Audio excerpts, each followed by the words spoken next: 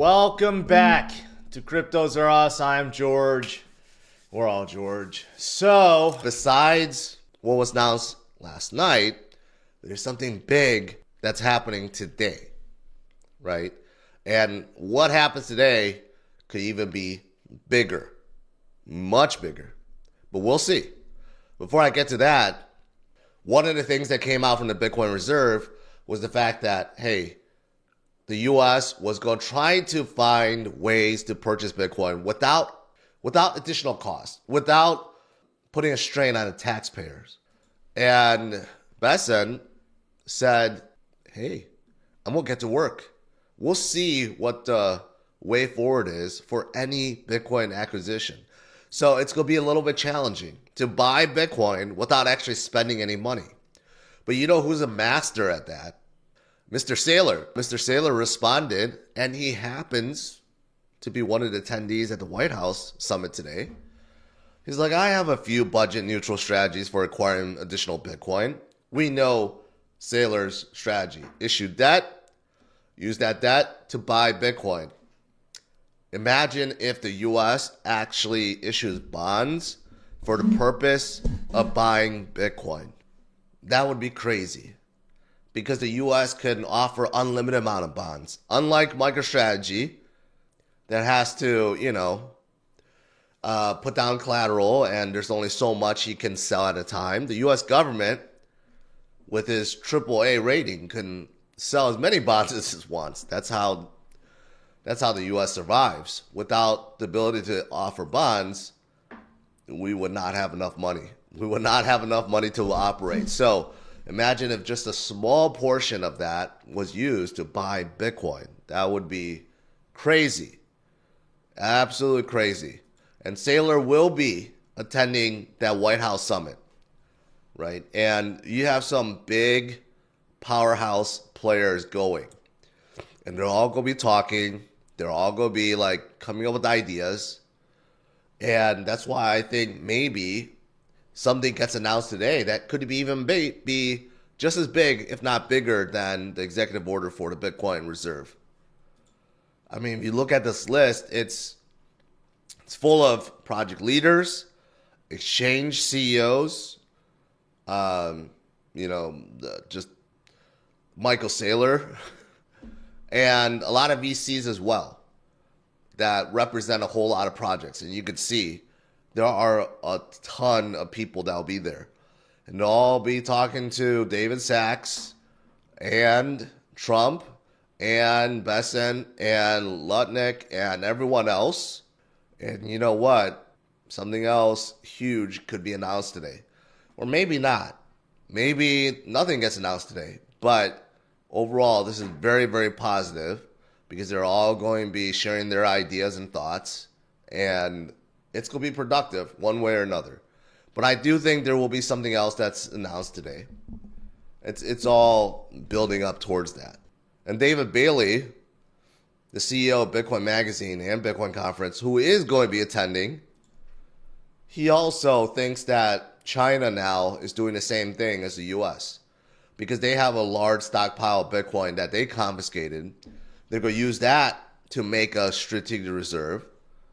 And they're going to figure out how to acquire more.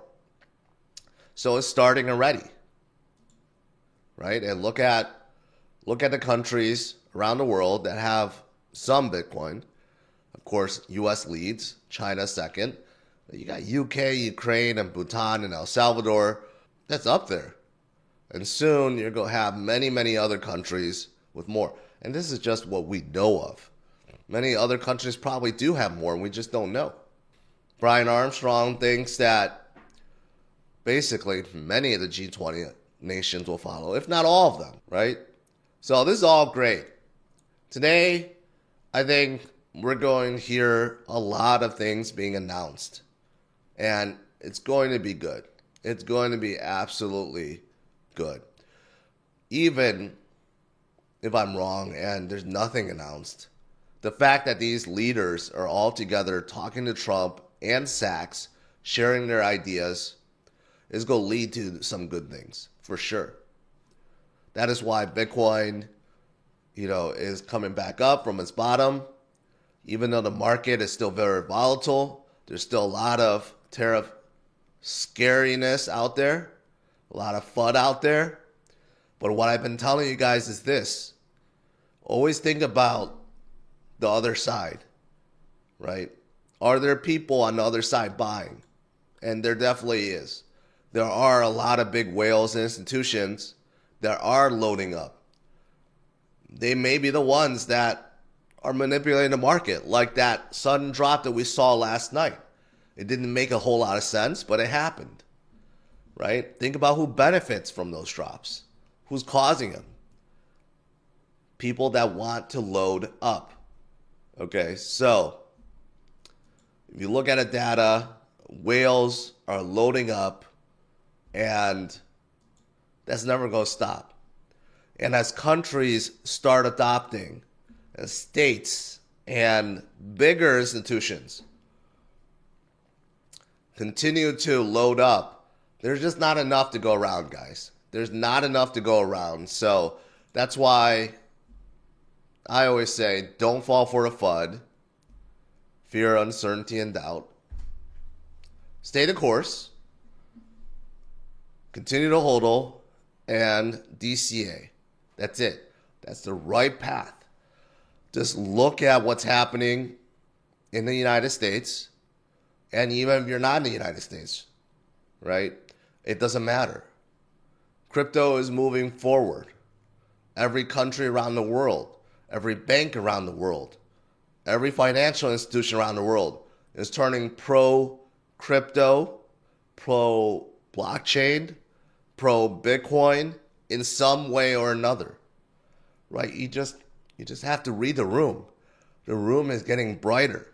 So there is no reason to get out, right? And that's what those market makers and the whales and the exchanges, that's what they want you to do because they profit and they get to buy lower. You don't want them to do that. You want to keep it for yourself. All right, guys, that's it. As you guys can tell, my voice is still cutting out and getting a little worse. So I'm going to take this weekend to rest up. Stay strong, my friends. I think today could be good. We'll see. And we'll see how it goes this weekend as well. All right? Smash the like, subscribe to the channel, and have a good one. Bye-bye.